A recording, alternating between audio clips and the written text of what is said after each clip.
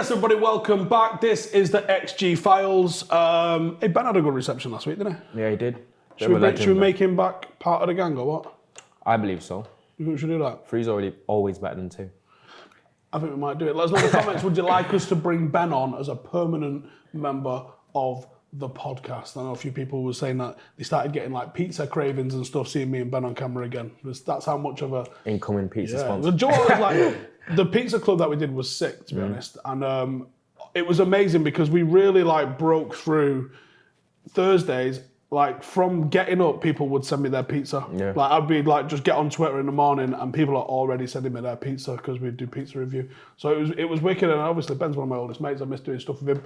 So it'd be good to get him in. Let us know if you think. Now, Ronaldo's got his phone out on the table here because is it 200 metres? It's the men's 200 metre final is about to go live. Who's your favourite? I would say the favourite is probably the USA Bednarek, I believe. Obviously, Andre DeGrasse from Canada had the quickest time in the semis, but there's a potential for an American 1, 2, 3 in this. I haven't really been able to watch too much of the Olympics. It's because Tokyo is 8 hours ahead and all the athletics and stuff have been happening, 2 a.m. Really? Like this is literally 9. It's about to start now, actually. I'll let you commentate though. I'm not gonna. We're not gonna go quiet into this. Who do you want to win? No, particularly. I'm just. Because that usually makes a difference, doesn't it? If there's a guy that you go, I want this guy to win. I want to see how well the 17-year-old does. Who's running for Jamaica? Dwyer, but he's not gonna come in. It's even Noah Lyles miles ahead. He's like what, 5th? The grass coming through Canada. Maybe? Canada gonna beat USA. Oh, is that the grass then? Is this the final? Andre DeGrasse wins. Yes, he's the final. Andre DeGrasse from Canada. Wasn't he the favourite for the 100 as well? No, he was kind of. I think the favourite was... When is the 100?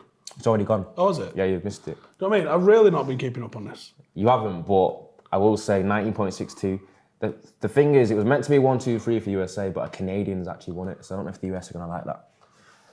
But yeah, Andre DeGrasse wins in 19.6. Only nearly half a second. I saw something the other day actually, because I've been seeing quite a few of the weightlifting ones and that. There was a lady from Indonesia won something. I'm not sure which event it was. Again, like I said, I've been keeping up with it on Instagram really, which is not the place really for getting your detailed sports analysis. And a lady from Indonesia, I think she won like 300 grand as part of getting a gold, and I thought, that's interesting. Wait, 300 grand for winning gold? Yeah.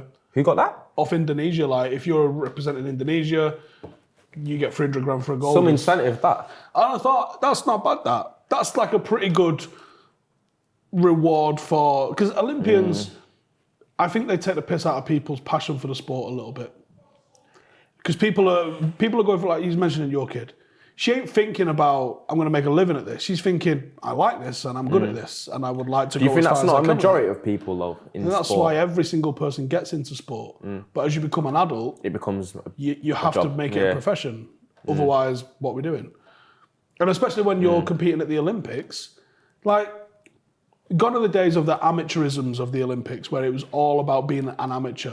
And the Olympics is the last sport to really have that. Rugby union only switched over in like 1995, I believe, and until then the top flight and the internationals were all amateur, but they also made money on sponsorships. But there was also like a lot of like rich, loaded, old school money, whereas the split for rugby league happened in 1895, and they started paying players then. Football started paying players at the back end of the Victorian days. But there was always these teams that held out wanting to be classed as amateur still because they wanted to do it for the love of the sport. But realistically, people got to make a living still. And if you want to be elite, certainly nowadays, you have to be like, it must be harder now than ever before to be an athlete. Training's just on a knife edge. You've got things like Instagram. People don't actually realise, people talk about video analysis and things like that. The ability to be able to see what people are doing. Like, here's the prime example. Have you seen some of the gymnastic stuff? Yep. The floor work. Go and watch what people do today and what they did 50 years ago for a gold. People did a tip all over and stood up and got a gold 50 years ago. It's evolution, isn't it? Yeah.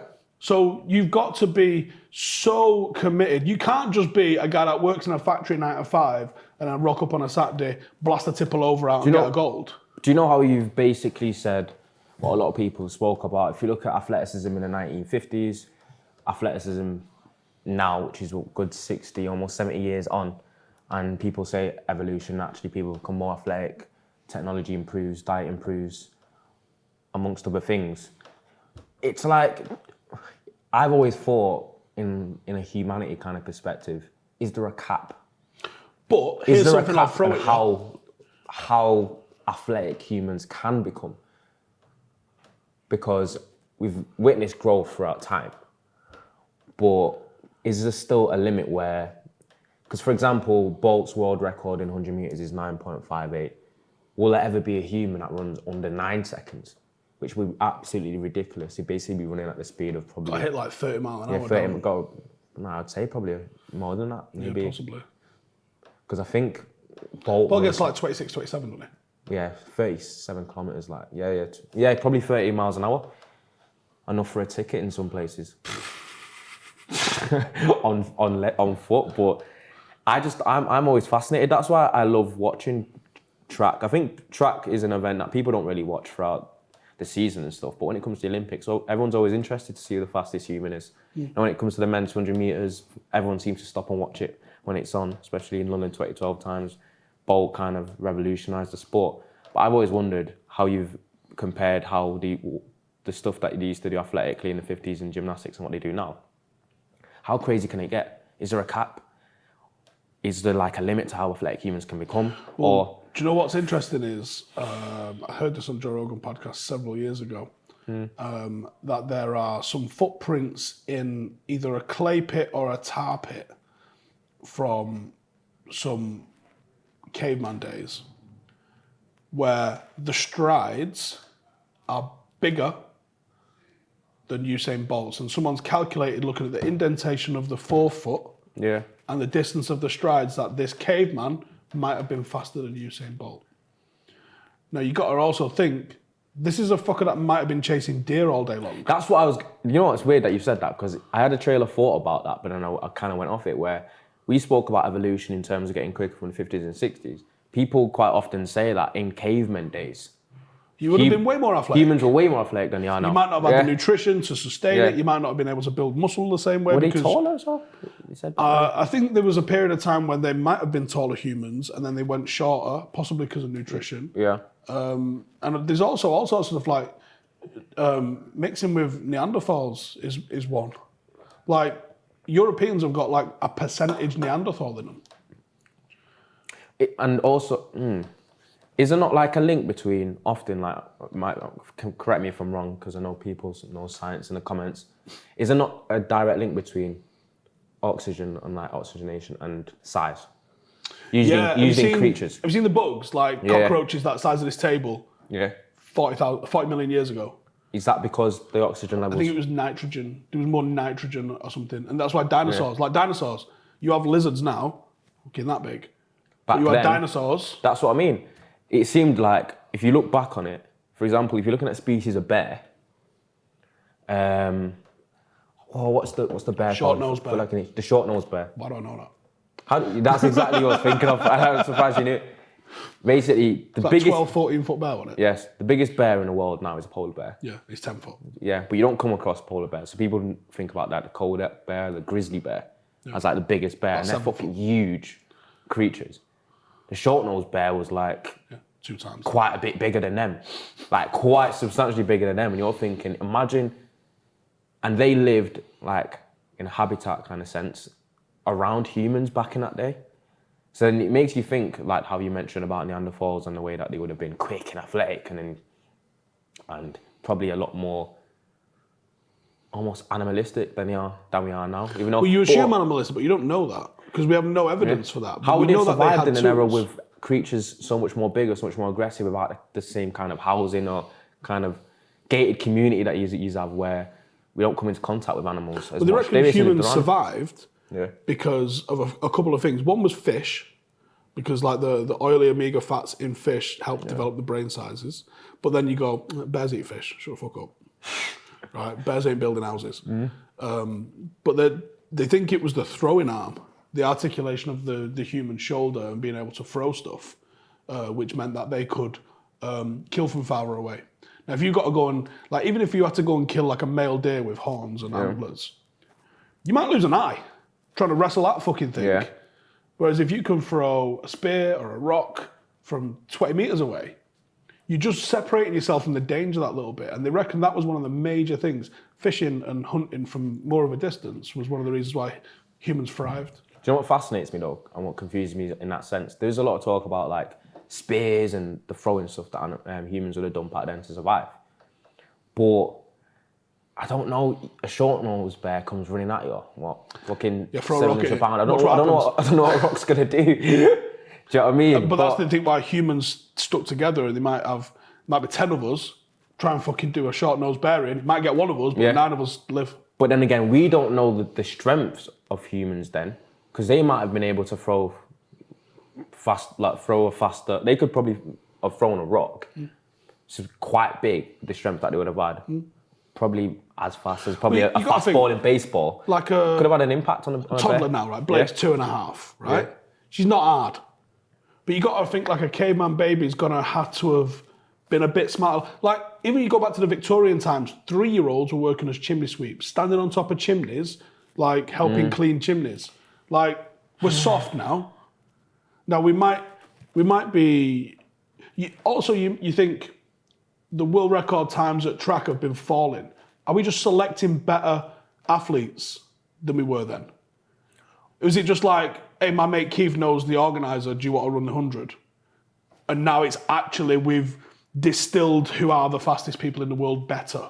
Like, we found the best athletes. Is that why we're seeing the times fall and fall and fall? That's actually mad. It's actually crazy how multivariate it is. There's so many variables, because you've basically said, in terms of a pool, there's a bigger talent pool to choose from than back in the day. You don't know the system of because everything's more wider reaching. The first ever international football game was England versus Scotland. Yeah. But the Scotland team was just one team from Glasgow. Yeah, exactly. They didn't actually select the entire Scottish team. Yeah. They just went, oh, you lot represent Scotland. Exactly. Because isn't there an argument that people could have been similarly athletic in the 60s and 70s, but they didn't have the same kind of technology, equipment, nutrition and stuff? Or so just access. So then you counter that in as much as... We joke in it, right? We joke. You biathlon, I only got a chance to do it because I was in the army. You're curling. There's never been a Mancunian winner of that. Now, if we did that at school, you would see Mancunian winners of curling. Yeah. But they don't teach us curling at school. So is it just a case of the fact that they're opening up...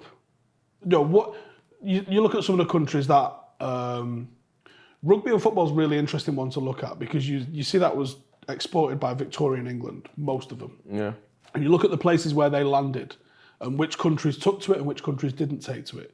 Why did America create its own sports and not adopt cricket or soccer or rugby, whereas Argentina's mad for rugby union? Brazil took football and went, yeah, love it. And it excelled it. Why did rugby go to Australia and New Zealand and stick, but football didn't? And it just so happens that these tiny little islands in the South Pacific have created the best rugby players in the world, or is it because it's become a cultural thing for these nations and that's why they excel at them? Who's to say that if you didn't export athletics in a big way to Iceland or Scotland, Iceland's got a lot of the world's strongest men for a tiny little spot. Yeah. Well, maybe if you had more 100-metre tracks, could you see more 100-metre runners come from there? It's actually true, innit? Because we've seen so many different elements of sport, or kind of facets of sport in general, where... Cultural. Yeah, it's cultural, because it's weird how you've got countries that are almost isolated with a specific kind of thing that you excel in. And you're thinking, is it to do with their nation, just their nation in general and the people that are from there? Or is it just to do with the fact that that's what they focus on the most because of a culture, like he said? Because everyone's seen that Varholm, I don't know if you've seen it, he absolutely obliterated the 400-metre hurdle world record. He's a white man in a short sprint. They don't often win the short sprints. Well, we were saying white dudes. We found one white guy that had run under 9 seconds. Yeah, Christophe Lemaitre. But he's obliterated the 400-metre hurdles record. He's from Norway. They say that Scandinavian white men are built different, like how you're saying Iceland. But it's you get outliers like him, you get anomalies, but you're thinking, Bolt's an outlier. Could Vaho make more kids in Norway want to sprint or want to run? And then you kind of get that. Look at the cycling thing. Cycling's massive in England. Like you got Team Sky, obviously based down the road at Velodrome. The GB team is based down the road at Velodrome. Chris Hoy used to train down there with them all. You got Cavendish and all those guys. Like, is England weirdly really good at cycling, or is it just we have access to facilities and we promote Great it? funding. And good funding, yeah.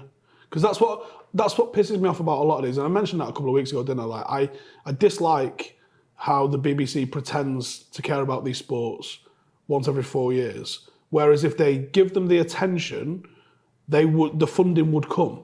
It's like, as an example, right? Like Cheltenham Festival for horse racing.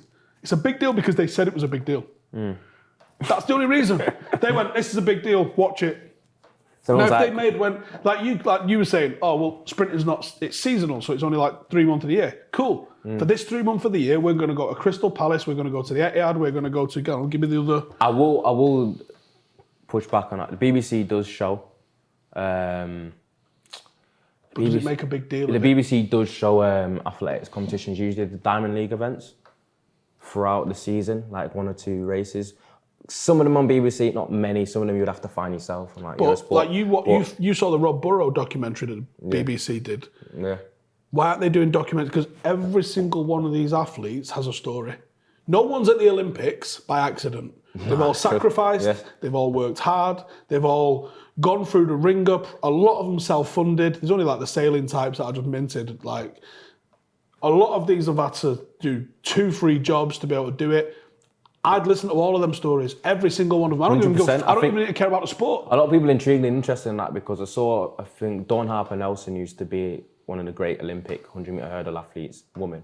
And she did like a little bit of a podcasty thing on her Instagram recently speaking about how people would like to see that because with a lot of these sports being individual, especially in track and field or some of the sports you've mentioned, there's a crazy amount of pressure that you're talking about, the Olympic experience. People think the Olympic experience is a sensational and it's a great one, which it is, but there's a lot of pressure and burden that they carry. They said 2 weeks. Yeah, 2 weeks where they said they're representing themselves. It's like you're on your own and you're in your own head really, not really access to anyone. They represent themselves, representing their family, and they're representing their country, all in one. 4 different pressures. And also they've got to contend with the fact that with the stuff like the Olympics and the World Championships, which are the biggest things that athletes can win, within an athlete's career, especially because it's one of the hardest sports to stay at the top of your game for a length period of time, Olympics is only once every 4 years. In your career, you might only be able to go to 2. Yeah. Or 3 if you're very lucky, or 4 if you're generational. If you're lucky. 4, I don't think even Bo went to 4. There was a Cuban wrestler that had won 4 gold medals. I saw that yesterday, again, on Instagram. But like, he was like, he's the only guy that's ever done it. Exactly. So they as you said, they go through the ringer, because I know about it through, because my sister, you have a lengthy and arduous, you got a proper hard winter training. People don't even qualify. And people don't even qualify. And then when you make it there, if you underperform or you don't perform to the best of your ability, you've got that on your mind for 4 years thinking, I train this hard. It's not like football, is it? That's what I mean. Fix it this weekend. You can go again next week. You can go again next week. We'll fix it on Sunday. You're one of the favourites. You false start in a semi-final and you're out. You're out. And then someone goes, it's all right. It's always 4 years away. Is there a reasoning to make the Olympics an annual event? Probably because the amount of funding that involved. Or does it? Because only the funding's ridiculous because the host cities go mental. They build 7 new £1 billion arenas. I never use it. They build Olympic villages. Maybe if there was, maybe you made it a host country rather than a host city, and did it yearly. But I think that's one of the kind of worldwide appeal or element of the Olympics. It's meant to be at a different big city each time. I think the next one's in Paris. I believe, obviously, London. You remember what the London Olympics did nationally? It kind of brings everyone interested in the Olympics and athletics in the country. But is it fair on the athletes? that they only get. It's not like football. The World Cup comes around every 4 years. Cool. There's major competitions in between it. Several. Like, who had the best season this season? Was it Chelsea or was it Manchester City? They both won gold, if you like. Yeah, and it's weird because you said that because I feel like Chelsea had the best second half of the season. City probably had the better. But like you said, both were satisfied. Both of them weren't satisfied because one won the Premier League. It's actually true that you say that, but it is crazy though to think about. In between the one World Cup, there's probably 8 Premier League, Champions League, or even Serie A, Bundesliga, La Liga, plus Champions League that you could potentially get your hands on as a footballer before the World Cup rolls around. And then you've obviously got your international tournaments, the Nations League, kinda. We're not really buying that as a major competition. It's more of a format. And obviously European Championships or your Copa America. Like, if you think about weighting, I feel like it does have some competitions like European Championships and that stuff like that, but it doesn't have like the Olympics and the Olympics are just out there. The World Champs just even quite a little bit. They have a World Championships that's every 2-3 years, but it is massively underneath the Olympics for athletics. So it's like not got the same because people will put the Champions League lower than the World Cup final, but it isn't actually that much low if you think about it. Because it's the pinnacle of club football, isn't it? Yeah, a lot of the World Cup is dependent on your accident of birth. Like if you're Ryan Giggs, probably not winning the World Cup. If you're George Best, probably not winning the World Cup. Like you need to be born in one of the 5 or 6 nations that are likely to win the World Cup. Otherwise, I mean, no, exactly. But JJ Okocha, talent, he's not winning the World Cup. You might win a game at a World Cup. Nah, it's mad though. But you know what's weird? I was talking about before about records and how they've changed and how people have been breaking them. There's a lot of records from the 70s and 80s in athletics and in a lot of the competitions that are still here. That's called nandrolone. And it's weird that, like, you know, because I know you got thoughts on that, you know, the drugs and the thing that Russia can't even compete in athletics now. Yeah, because it's what they call the Russian Olympic Council or something? No, something of China actually. Because you remember something along, it's ROC. Yeah. But on the Russian Olympic Committee. Google it. It's very weird. But because it's in Asia, innit? Because isn't part of Russia in China? I mean, Russia's sort of in Asia and in Europe at the same time. Yeah. Yeah, Russian Olympic Committee. Yeah, ROC. Russian Olympic Committee. Wild. That is wild, isn't it? Yeah. Mind you, it says it was founded in 1911. Learn something new every day. Anyway, Britain's doing all right on the medal table here, though. So China's smoked it. You'd expect it when they've got like a quarter of the world's population. Yeah. And they've got some serious, like they go hard on like the gymnastics and the weightlifting and stuff, don't they? They have like camps where Why is it whenever like smashed to them. Why is it whenever like Asian people are good at stuff, they're like insanely freakily good at it? You know, like all right, well, you like, can throw that at fucking sprinting. Why are Jamaica an island the size of Drawsden, pretty much? I've always just insanely good at sprinting. Nah, That's the thing. I've seen Asian athletes do things, or Asian people do things where I'm like, wow, that's incredible. Like, Usain Bolt is lucky that he grew up. I mean, not necessarily because he probably would have still been an athlete, but like, he's lucky he grew up in Jamaica. Because if he'd have grown up in Brooklyn, he's playing basketball. That's what I was thinking. Like, why are America so much better than everyone at basketball? Is it because if he grows up in Texas, probably wide receiver or something? Yeah, exactly. Because NFL's basically, you know, we have this thing about winning the Super Bowl, you're the world champion. And it's just... I'm not a fan of that. And they go, oh, no, it's not. It's the... No, shut up. MLB. But then they go, World Series. but who in the world could beat us? For starters, that's so fucking arrogant and just ridiculous. Like, they are arrogant, though. Yeah. Americans. I mean, and they're probably correct. America would have thought they would have annihilated at basketball. But it's not the case, is it?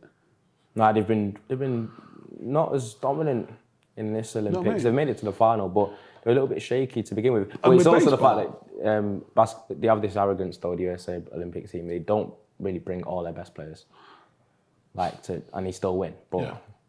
Well, the baseball ones, I went to watch the game at San Francisco Giants and they had a thing in there calling themselves the world champions, not the World Series winners or the World Series champions, world champions. Actually, now champions I think about it, of the world. it doesn't sit right with me that in the US they've got certain sports where when you win it, they acclaim themselves the world champions. It's almost like the world revolves around the United States of America. But that's the general feel that they do. No, I've said this on Twitter, and the reply that came back was, but who in the world will beat them? Irrelevant. You didn't open it up to the world. It's the National Football League. So you are the national champions. You are the NFL winners. You are the Major League Baseball winners. You are not the world champions. Like, it'd be like Australia calling, I mean, and to be fair, they do call it World Championships or the World Club Cup, and it's Australia, New Zealand, England and France. But there isn't any other leagues around the world. But at least it takes the winners of Super League Australia or the NRL and it puts them against Super League Europe. And there's the thing. It's like the World Club Cup. The World Club Cup, it didn't, the Intercontinental Cup to call world champions. It was South America against Europe. It actually discounted North America, Africa and Asia. Yeah. It was only South America and maybe that was wrong as well at the time. But when it's just fucking America, you can't call yourself world champions. Open it up if you want. Open it up. Right, yeah. Let a team from London get fucking dicked 100-0. But at least then it was open up. The only way that they try and open it up is having that once a year fucking game in London, the NFL. But the basketball's the proof in it, because everyone would have gone, like, who's the best at basketball in the world? And they'd been like, is this a fucking question? America. Without a shadow of a doubt. All right? Did they win the Olympics? No. They're in the final. What are you on about then? They lost a few warm-up games, but they are going to win it. Right, I just need to stop it there a sec because we have got some breaking news for you. This is a pubic service announcement. Sorry. And it's from Manscaped. Of course, it's the one you've all been waiting for. Here's the box. I'm going to show you what's in the box. You ready? We have got... Show me. The Lawn Mower 4.0 Ronaldo. That is the most... Not 1.0, not 2.0, stop it, comments. Not 3.0, 4.0. I'm going to tell you what it's all about. Also, on top of that as well, we have got the Crop Reviver, which is ball toner. Ball toner. I mean, I'd love to have been in the meetings where they come up with this sort of stuff. That's what... It's actually insane though, in a we good have way. also got the Crop Preserver, which is deodorant for your balls. And honestly... that could be a game changer. Your balls need deodorant. They've also thrown in some underwear in there, which is nice of them. Good for the gym, them though. Have you tried it? Yeah, I've worn it. They're good for the gym because of the material they are. I'm not sure what this is, you know. Oh, this is the charger and that. So there you go. Your balls will thank you. That's what we need to be saying. Anyway, I'll do the read. Here's what they're saying. The Manscaped engineering team has confirmed that they have successfully created the Lawn Mower 4.0, as I've just mentioned to you there. It's a trimmer which is now available for purchase in the EU and in the UK. And we're fortunate here, Ronaldo, because I don't know if you've been aware, having Manscaped bring this podcast to you, I don't think they sponsor any other podcasts. I don't believe that they do. I mean, they don't even, no one talks about it. It's only right though. No other, let me know in the comments, have you ever heard of Manscaped sponsoring anybody else? So we're obviously special here. There's 2 million men, right? And that's a lot less than how many men are on Earth. Only 2 million. I'd say only 2 million men that are trusting Manscaped. Now, we can give you 20% off and free shipping. But I'm going to load it on top of that. I'm going to say the first 5 of you that do go and get yourself the Lawn Mower 4.0, I'll give you a Paddock shirt as well. Here's what you need to do. You need to go to manscaped.com. You need to put in the code XG. Listen, forget any other podcast that may or may not exist that's giving you these. The first 5 people that go and buy this and then screenshot it to me and blast it over to me on Instagram, I will send you out a Paddock shirt as well. Home or away. Can't do the third one because they're all sold out. Home or away. Let me know. The first 5 people that want one, I'll sort you right out. Anyway, I'm one of the first people that have got this, obviously because they don't sponsor any other podcasts. Yes, you know this. Indeed. And I am blown away by the performance, Ronaldo. Literally changed my life, Manscaped. Change your life? Honestly, I'm not exaggerating. I had a slight, often a pubic length issue. All right. I'm going to be honest, before Manscaped came into my life. And it's been an absolute game changer. It's perfect. It's beautiful. Have you ever seen a pubic trimmer? as refined as that. It looks good. It's just great equipment. It's well made. It's like a Lamborghini for your nutsack. They're proper Manscaped. That's proper. Obviously, ceramic blade technology, skin safe technology, so good. It's been engineered to ensure that your testes are as safe as possible. Because if you want to be cutting yourself, down there's not the spot, is it? Let's be real. Nope. It's not the spot. What makes this trimmer better than all the others? I'm glad you asked. It's got a multifunctional on and off switch, can engage a travel lock, and it's created for people who like to travel. I like to travel. I haven't done so much of it the last 18 months. You might have heard of that coughing doing the rounds. It's also got the ability to turn a 4000K LED spotlight on and off when you need it for a more precise kind of shave. I'm going to be honest with you, Manscaped. I don't do my nutsack in the dark. Who's doing it in the dark? But they're covering they're giving you the option, or at least. I get it. That's Manscaped. For me, they cover it's all not, bases. lads, I like it, but it's not a feature for me. I do it in, you know what I mean? I like it. I have lighting in my bathroom. I like it. Whatever. Right. And looks-wise, obviously, it looks the bollocks. So 4.0 trimmer, it's waterproof. You can take it in the shower. You don't need to worry about making a mess all over the bathroom floor. It's wireless charging. Stepping this shit up, mate. Wireless charging. Technology. They're going for balls, it. trim. And if you're trimming your face with your ball trimmer, you need to make some changes. Now, I have got a 3.0. I've got a 4.0. And I am going to say, I'm going to be using one of them. I don't know which one yet. Just to do a little bit of my task there, because that gets a bit unruly at times. And it's that precise that I would be. It's not just about doing your bits that aren't getting seen. I don't mind using it on my mustache as well. So even if you go, do you know what? I wouldn't mind just a quick tidy up. Manscaped got Better it, man. equipment than you get in barbershops here. So 20% off, free shipping. Use the code XG20 for the XG files, XG20 at manscaped.com. I'll throw the link in the description. And like I said, the first 5 of you that message me and say, listen, I got it using the code XG20 and I will sort you out a Paddock shirt, home or away. Can't argue with that, can you?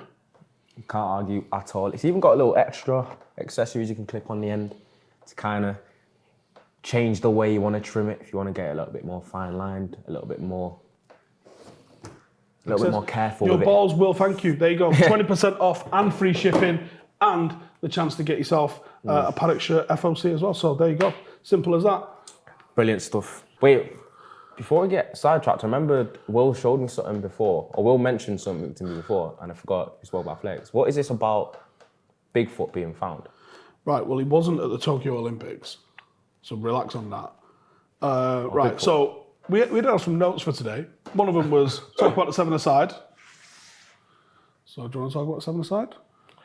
Did you enjoy the 7-a-side? I did enjoy the 7-a-side. I did very much so, but obviously... So we played at the Etihad at weekend on the Academy Complex. Embarrassingly good facilities as a United fan. Won the first game, 3-1. Won the second game, 1-0. Probably the best team you played, second team. I think. Yeah. Good team. We drew the third one 0-0. Took our foot off the gas. That was a throwaway. Drew the quarter-final, game 4, 0-0.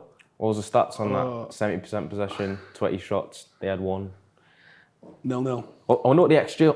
I would love to have seen the XG in that game. Well, I don't know how you do XG on that because the nets are narrow and tall. They're not the same size as full-size goals. Even if it was Power League goals or the long, low ones, we were hitting that game 5-0. It's like a double door size, Double door, isn't it? and they had a keeper that was like 6'6", and basically just stood there and the whole goal was covered.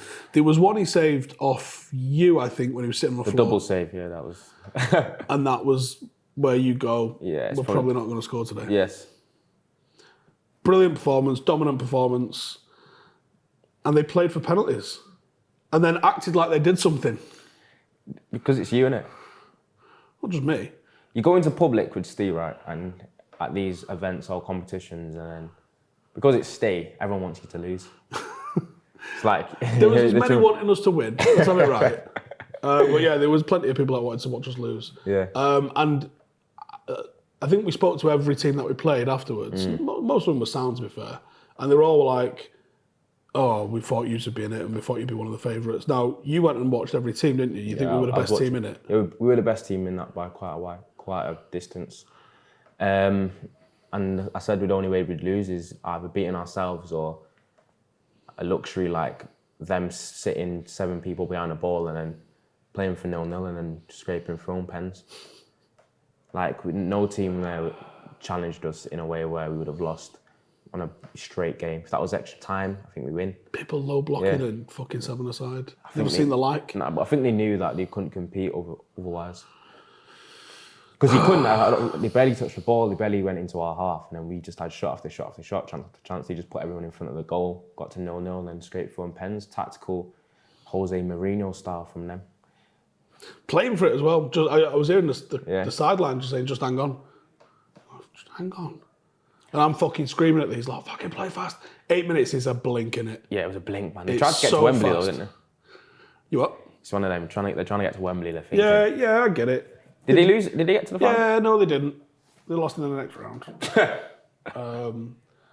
And like, you can tell that they care more about beating us than they did about the actual winning of the game, because they was all over our socials. They was celebrating at us afterwards. Do you know how boring your life has to be like that? I've always thought that, when I saw that kind of trolling, I thought you've got to have quite a boring life. But at the end of the day, I don't go, one, you got to get up well early in the morning to rattle me, right? I don't get rattled. Yeah. And I had a good day out with my lads. Yeah. I thought it was a good day. It was good for team spirit, I thought. And I said to you afterwards, and I think we should enter more 7-a-sides. Yeah, I enjoyed that one. If we look at, if you're being critical of what we're like at 11-a-side, we can get outdone by your Stokes, your direct balls, set pieces, that sort of stuff. Although last night aside, I don't really want to talk about that because that was shite.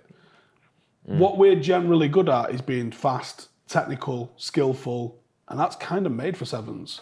Yeah, I put us against a lot of teams at 7s. Yeah, I believe so. I feel like we've got a decent 7 for that. 11-a-side, I think it's just that we need to do the basics better.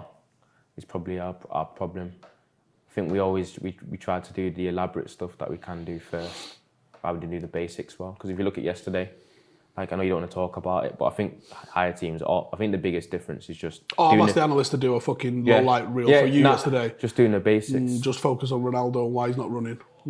Yes, I thought I was running yesterday. You wasn't. I think I threw the towel in at the end. No, it was first half. Not in the wrong position. It's all right. Analysts are on it. Yeah, I'd actually like to see that. Don't you worry, you're gonna. I'd like to see that. But yeah, it is what it is. Football, isn't it? Anyway, we got an opportunity to put it right this weekend. I think we're playing a team called War FC. I have no idea what we're about. War FC. Yep. WOR, not WAR. Oh, I thought it was WAR. I don't know what it's short for. It's obviously short for something. I have no idea what it's short for. So, we're playing them on Sunday if you want to get down. I think it's a 12:15 kickoff in Duckingfield if you want to come and watch us. Still searching for our first win of pre-season. What the fuck? And next weekend, we're playing Jolie and Lescott's mates.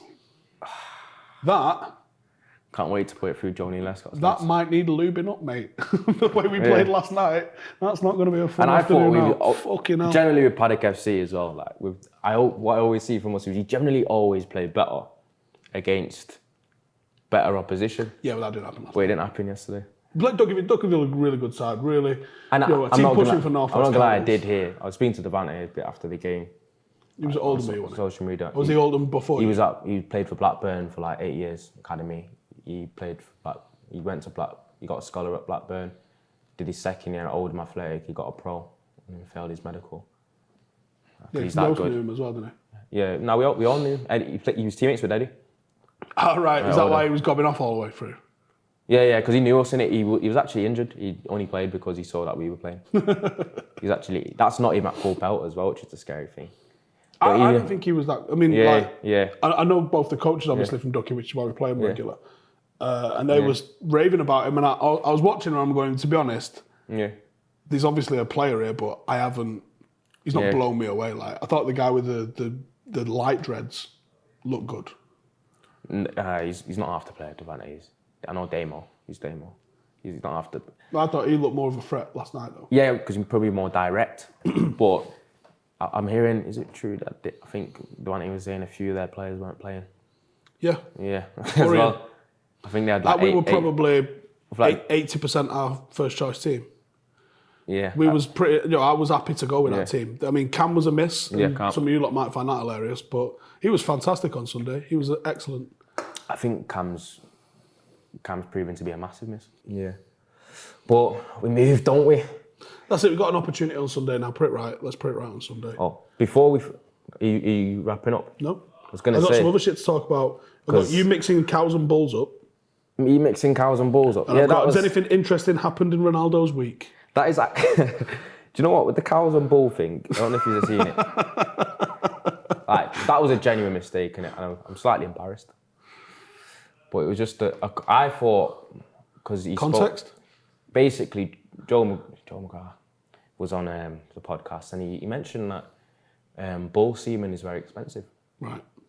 So that's how the context... Why is he buying bull jizz? I don't know. Right, okay. For his magazine show. Don't know what he does with it. Who knows? But what did he... Allegedly. When you say allegedly, it saves everything. Not really. But he then said something about don't wank off cows. And then I said something along the lines. Actually, I can't remember. I think Will played a clip. Bull semen can go for a lot of money. Yeah? How much? Yeah. You're looking at £300 For what? for one bit. For one bit? What, Yeah. When you Or say a bull bit, semen. like a... Bull semen Like a can go bucket- for £300 minimum. 300 quid for what? Like a cupful? Don't That's go the into a moral. cow's house. Don't go into a cow's house. But you can wank off a bull. You can wank off a bull if you're a bit skint, because You apparently... can for milk. Oh, that's a Oh, cow. no. You're not going to give... Do not be expecting milk, whatever you do. Do not I've been be milking expecting this cow milk. for hours. All I've got is a cup full of milk. Yeah, and my tea don't taste right. What is this? Can't bake a cake with that. Is it full fat, It's this? funny, this. Is it? I want it semi-skimmed. It's not very nice.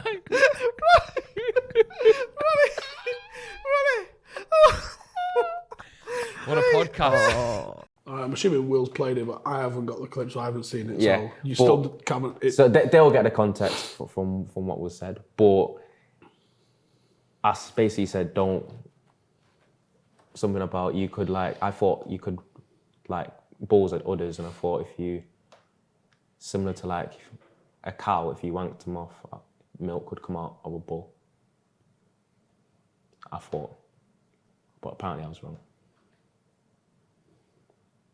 Do you know how many times I say to you, you've got a degree in a week? It's a dozen, you know, or more. You come out with some shit on Sunday where it just made me want to lie down. I can't remember. What the fuck did he say on Sunday? You said some shit on Sunday and I was just like, he just asked one of them stupid bone questions. And you're just like, what the fucking hell are you on about? I can't remember, man. The thing is, there's no such thing as a dumb question. No, there is. No, there isn't. There's lots of dumb questions. People, there's no such thing as a dumb question. Because if you don't ask, you'll never know. What's some shit you do know or you're supposed to know? Anyway, apparently, Will's wrote this down for us. Aliens could be using stars to send secret signals to each other, says a scientist. An extraterrestrial civilization could be altering light coming from stars to communicate across the galaxy, like smoke signals, according to Imperial College London's quantum physicist. He says the twinkling stars we see in the sky at night might actually be aliens using entangled photons from different stars to transmit messages across outer space. Terry Rudolph writes in a paper titled "Perhaps They Are Everywhere." The theory that is scientifically possible, it's still speculation at this point. But he says it's hypothetical that an alien civilization is particularly cautious. They could use physics to hide their photogenic entanglement. Is this one of those really smart people things where they go, let's get these idiots to fucking talk about this? And photonic entanglement. Yeah, that sounds like... Is like an anagram of I'm a fucking idiot or something. Photonic entanglement is their way of saying, let me sound really, really clever. I didn't know photons could be entangled. But you know what they said about the possibility of aliens sending messages to each other? That is quite a fascinating theory. It's not something I'm inclined to definitely believe, but I wouldn't rule it out because the general assumption is stars in the sky we've spoken about are suns for other solar systems, don't they say, in the distance. And the fact that we can see them from so far away in Earth means that these suns that are stars in the sky for other solar systems. Stars in the sky than there are grains of sand on Earth. Exactly. Roll that round your fucking mind. That is actually incredible. But the fact that we can see them means that these suns are meant to be largely bigger than our sun. know the sun for our solar system? Yeah. I don't know, you just looked a bit blank there, innit? But I'm just seeing where you're going. I'm just saying it's like, so, but because these stars are so far away, as scientists suggest, there's no way of knowing for absolute sure that they are actually what they say they are. For example, if there's more stars in the sky than grains of sand, as you said, how do we know every single one of those stars in the sky are actually stars? What if some of them have been manipulated by aliens for some sort of communication? What if they're a mirror? Yeah. What if they're a hologram? I saw Tupac on stage 2 years ago. What? It was a hologram. Have you not seen this? You've not seen Tupac on stage? Tupac's dead. Is it? Was you there when he died? How do you know he's dead? I'm just going to turn the music down. Google this yourself if you want. Tupac hologram. You not seen this? No. It's mega. Let me see this.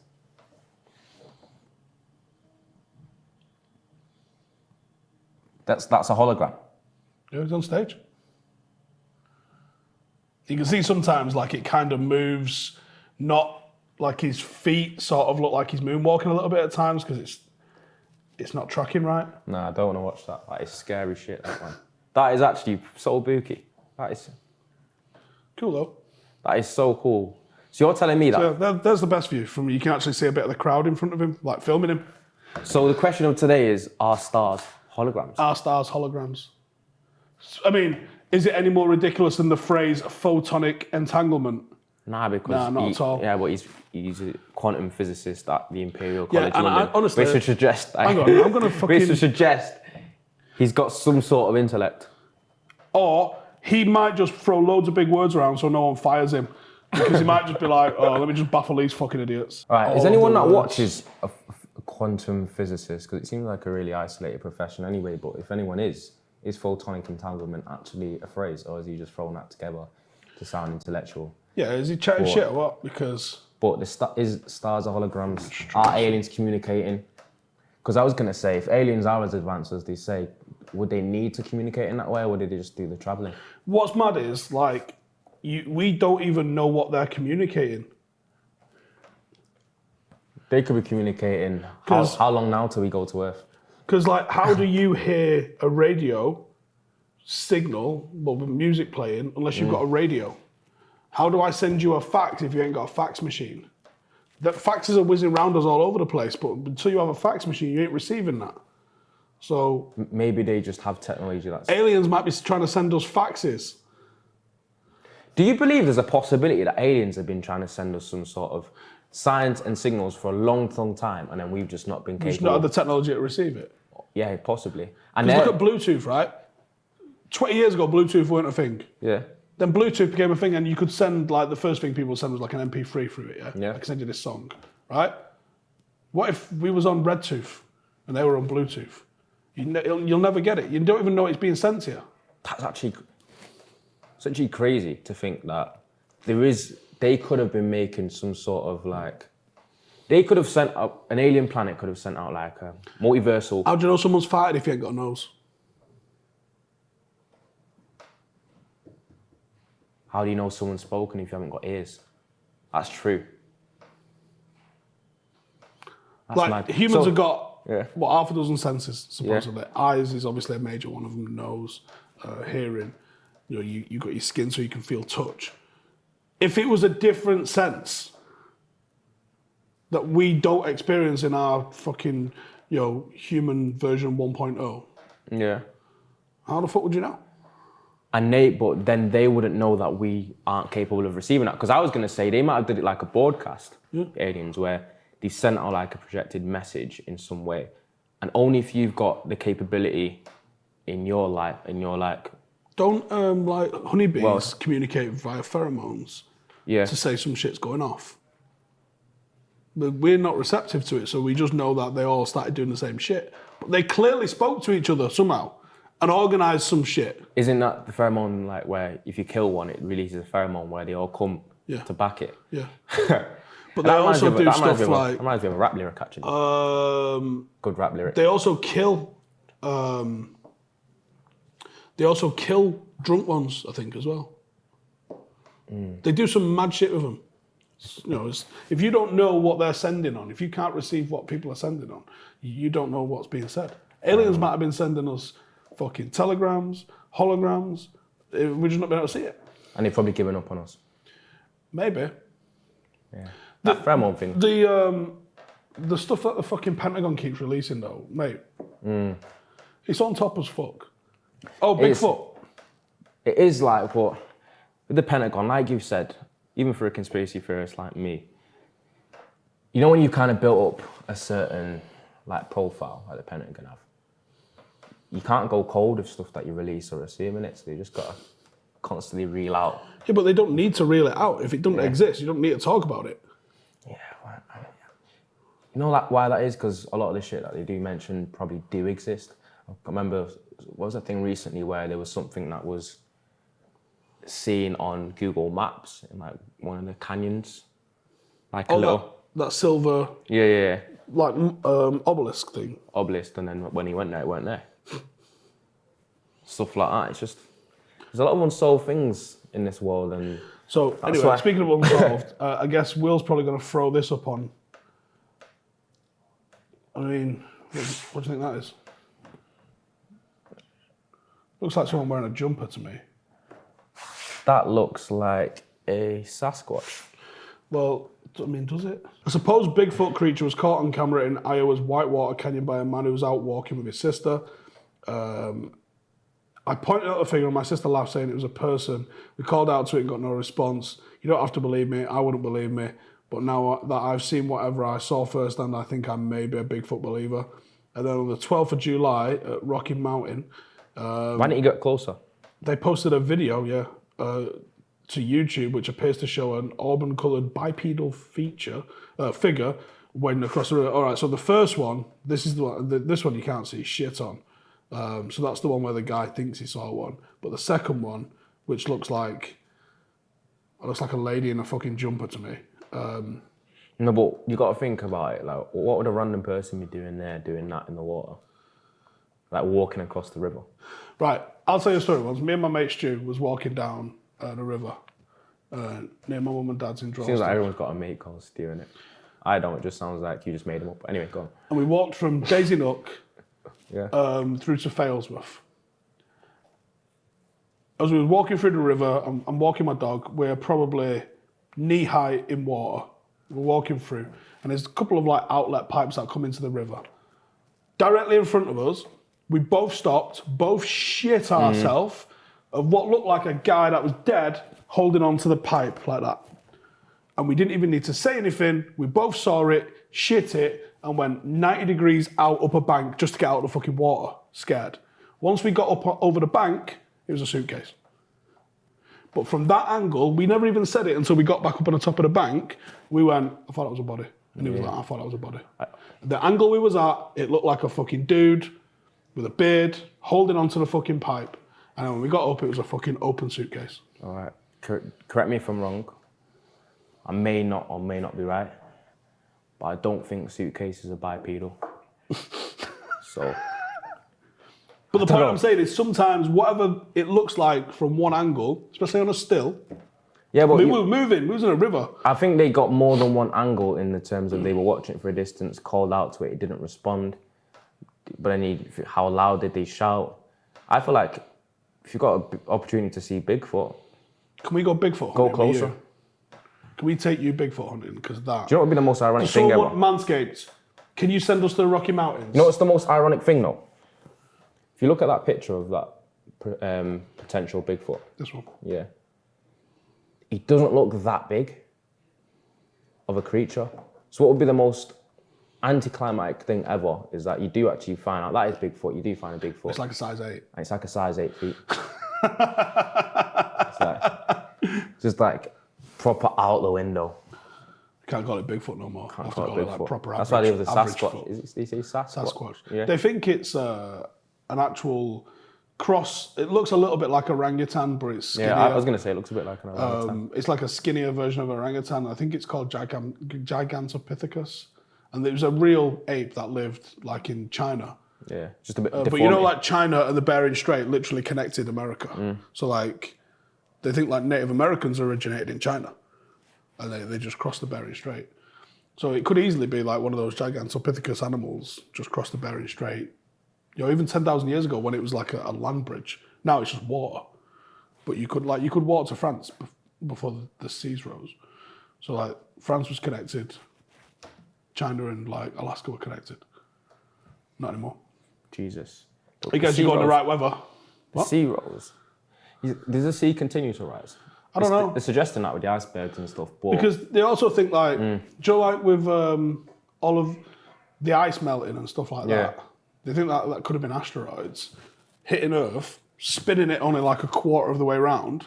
Yeah. So like maybe Europe was on the top and that's why Europe was under ice at one point, and then an asteroid hit it and knocked it, because Antarctica used to be not frozen, and then when it got knocked, it froze. So Antarctica froze. They think the Earth just went like that around its axis at one point. And basically the unnatural turn of the Earth just froze that area. Well, because it was like, if Europe was the North Pole, Antarctica would have been like where South America is now, maybe, or maybe Australia is now. And then when it hit, it knocked the other way around. And that rapid climate change froze that area, basically. Yeah, and that's why there was flooding in some areas, like North America. North America was under ice, which suggests that that was probably in the polar region rather than like in the tropics where it is now. And Antarctica was temperate climate, and now it's frozen. The only thing that makes sense is that the Earth has like shifted its axis at some point. So what was on the top is now on the side. What was on the side is now on the top. So with these asteroids, how big were they? Wasn't there, mate. Oh, I believe you have some sort of information. I didn't say first-hand experience. Well, do you think that the one in New Mexico desert might have been enough? No, because I'm saying, like, is it... do you assume the Grand Canyons in it could have been asteroid kind of... Do you think the Gulf of Mexico is an asteroid? Gulf of Mexico? Possibly. It's, you know, like how they have the theory about people going to Egypt for the pyramids. And then there's that kind of conspiracy that pyramids are also in Grand Canyons. Well, there's some in Cambodia that line up the same sort of thing, like Orion's Belt. There's some in Egypt which line up the same thing, and then there's some in... I don't know if it is Mexico, but there's some in South America as well. I don't care what anyone says. There's some seriously dodgy stuff about pyramids. Why is it dodgy? I don't know. Like, I think people think about how precise and specifically and almost detailed pyramids are made for when they were made in it compared to the times in terms of how intricate. That's why people believe... They weren't on Snapchat fucking about. They just got to work. It's compared to other things, though. It seems a bit outlierish, some pyramids on their own in terms of the way that they were created and that's because they're made out of stone, and stone lasts forever. How do you not know that they had like wooden skyscrapers? They're just not there anymore because wood rots. So when do people believe pyramids were actually made? I think the Egyptologists say like 4,000 years BC. I love the way they put ologist on anything. Egyptologist. But there's some other people who think that the water eroding on the sides of the Sphinx means that it's older than they say it is. Because it's like... And you're telling me people back then, obviously we wouldn't know, we can only assume, had the type of brain power, as you would say, to create something as specific, as detailed and intricate as the pyramids. You know the Sphinx is one guy's face, and it used to be a lion. And that's why the proportions are all fucked up. For someone to have made a fucking lion out of stone next to the pyramids, do you think they would fuck it up by putting a weird face on it? Nah. That doesn't really fit the proportions. That's why people believe that maybe it wasn't humans that made them. Oh, shut up, you lunatic. What, so aliens visited, they made a fucking lion with a weird head on it and then fucking bounced? Possibly. As I said, it's not even that far-fetched. Because like, really? It's not that far-fetched because the same way you said there's no proof, as I always say, there's no proof that it wasn't aliens. There's proof of like. Someone's going to say you sort of- can't prove a negative. But Yeah, you can't. But there is workers' towns in the Valley of the Nile where the stones were cut from, and there's workers' towns to the side of the pyramid where the archaeologists have like dug up like people lived there. There's like pots and like cooking places and like they're saying it wasn't slaves that built them. I think slaves probably had a hand in building them, but the people that were finishing, like putting the finishing touch on it, were like skilled workers. So like aliens didn't build the pyramids, dudes built the pyramids, and chicks probably. Like skilled motherfuckers. You know, it was meant to be finished in like limestone. They didn't have like that rough sort of like stepped. It was like smooth. All. do you know what I also like think rendered. about humans building the pyramids in them times? Think about they lived amongst animals and creatures, didn't they? How did they kind of navigate their time and have been able to sit in one place? 'Cause I don't assume that humans back then could have been able to be stationary or sedentary that much, living amongst the kind of dangerous animals that they lived around. Humans have been like farming, and when you're farming, you're stationary because you're growing shit for 10, 15,000 years. Yeah. I was watching some shit the other day about I wonder. one of the oldest spots. I think it's in Turkey somewhere. I wonder if, like now, you know, like they say, humans are apex It predators. was Iraq. Sorry, it was Iraq. Humans are apex predators. It's I wonder called if Uruk. I wonder if Uruk. like the humans back then on the Neanderthals, or whatever you want to call them, were that badass that maybe some of these animals that we're saying are dangerous were slightly hesitant with them. You know, like it weren't a free for all, as in like, oh, there's a human over there, free meal. Why do I know this? It's called Uruk, and I was right. Yeah. Uruk is near the Euphrates. So they built a town. Let's find, and they found cuneiform writing, which is like really, it's just scratches and stuff. But they'd built a town. These pictures are crazy, by the way. This is like 10,000 years old. And this is the first place that farming, they think, they've got evidence for at least, where farming took place. And because farming started, where if you're just hunting, right? I'm out hunting, you're out hunting, right? When you figure out farming, you got me, Steve, I figured farming out, you don't need to hunt anymore, we can just eat what I'm farming. Yeah. And I go, all right, sweet. And you go, do you want to work on building stuff? And I'll do the farming, and that's how we'll eat. And I'll build us a better house. You keep going with the farming. And then we've got something to eat, now we've got somewhere better to live.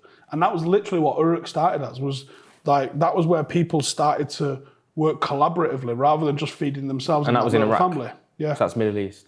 Yeah. So maybe they didn't have the kind of predators that we're speaking about, because I don't think you're going to find any short-nosed bears in Iraq. I don't think you're even going to... Yeah, maybe there was a shortage of predators. Maybe it was like the right weather. It was like warm all the time. Like tigers? You had access. I don't think so. You had access to running water because they said it's right next to the Euphrates. So maybe because it's pretty warm, you've got running water, you've got land that you can farm. You know, you've got access to water and the sun, so stuff is going to grow. Maybe, and then they said that's where they think that money might have started there as well, or just like exchanging coins or belts or stuff like that. Is that why? Could that be a link to why in the Middle East? No, it's not. Is it in the Middle East? I'm talking about the places like United Arab Emirates, Similar, and not far. Dubai, Not far. Kuwait. Kuwait's next door to Iraq. Yeah, exactly. Places like that, aren't these basically the richest places on earth in a sense, almost in terms of? Because oil's there. Yeah. Yeah, but it's it's because the royal families took the oil. The state has took the oil. Like America's covered in oil, but they let like Texans, rich dudes, just take it. Loads of oil in the North Atlantic and the North. It's funny saying loads of oil, and then there's a massive thing about oil running out in 20 years. How do you know oil's going to run out if you've not found oil? Here's a conspiracy for you. Yeah. And this one could be true. Are you a geologist? No. No. Am I a geologist? Any of these lot watching are geologists? Maybe. Could be. Probably not, though. There's a conspiracy that oil doesn't run out. That it's a natural juice of the earth almost. That it's always going to replenish eventually. You might be able to like empty this little cavern, but it'll fill up again. Like that's one of the conspiracies going on, and that the oil companies tell you it runs out because they keep the price high. That's a conspiracy I can get behind. The conspiracy, well, not conspiracy. I've just never believed that oil would actually run out. I always thought they're gonna say oil's gonna run out, and then they'll just find more. Found another one. How much of the Earth's undiscovered? It's You're pulling billions of barrels out a day. Yeah. Like, surely on the industrial scale that we're doing it. Although, saying that, I mean, So what do you want to keep? we might have overfished the oceans. Maybe. So that could be a real thing. So they want to keep prices high, and they also want to push this kind of electric. I don't think the oil companies do. I think it's in their interest. Yeah, probably in opposition, isn't it? Mind you, you say that, all oil isn't just on fuel. No, it's not. Plastic's made with oil. Like, if you look at, like, tyres, they're made with oil. Pretty much everything that makes a car is an oil-based product at some level, not just the fuel that you're refining out of it. It's mad being lied to about oil so they can keep prices high, the same way that the prices are now skyrocketed since... Mate, any reason. Yeah. Oh, woke up out of bed on the wrong side, fucking oil price going up. Like, oh, there's a war, oil price going up. But aren't you going protecting oil? It's like when we was in Afghanistan. 91% of the world's heroin comes from Afghanistan. 15 years ago, we went to war in Afghanistan. Heroin didn't stop being available in England, which meant that we kept that supply chain going. It's so dodgy, man. Everything is, in it. It's just set in stone, that. To be fair to the world, nothing's ever black and white. That's why I think you always should do the critical thinking. that I'm saying I'm doing, but as for that, you know what I was going to say to you before? I wanted to ask you a question. Shave your balls.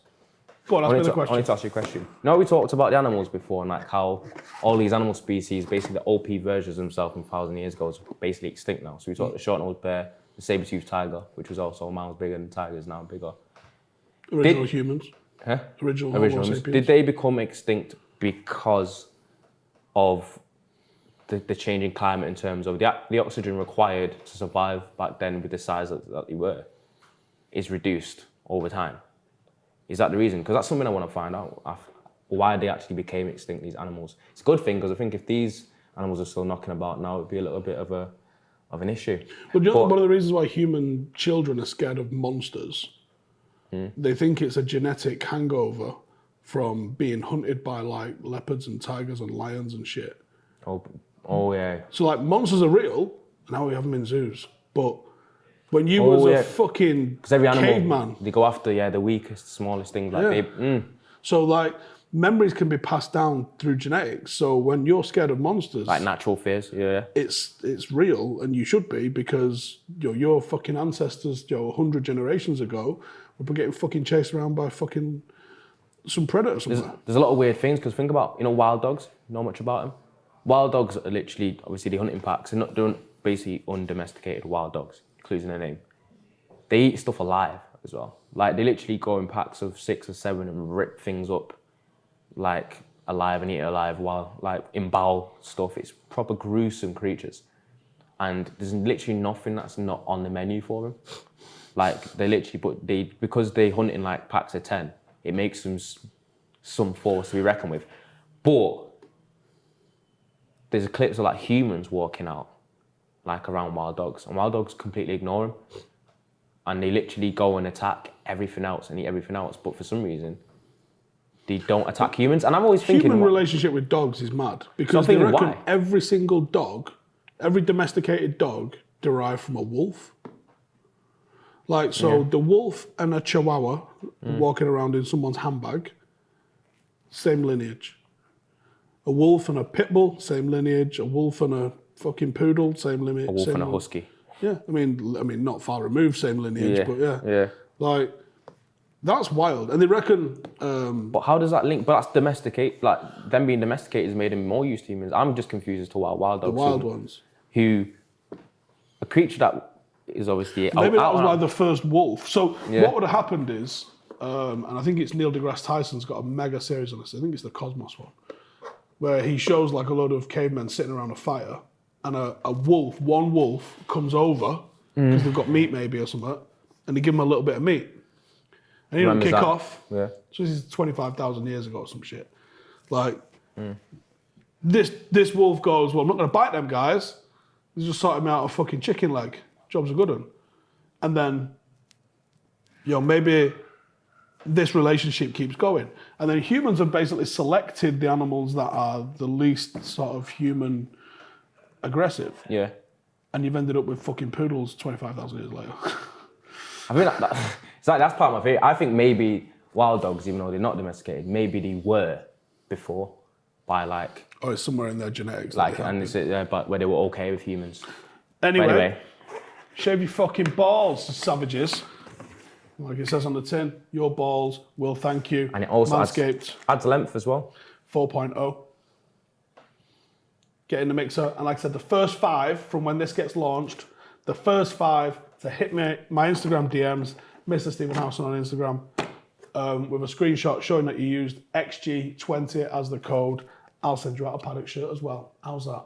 I don't think you can say fairer than that, innit? So first 5, hit me up. And thanks for tuning in. And I'll have a word with Ben. And we'll see if we can have Ben join on a more permanent basis. True. I think we should also explore getting some people with a little bit of knowledge on the stuff we talk about on here. Yeah, rather than us just chatting up. Just to see what we say.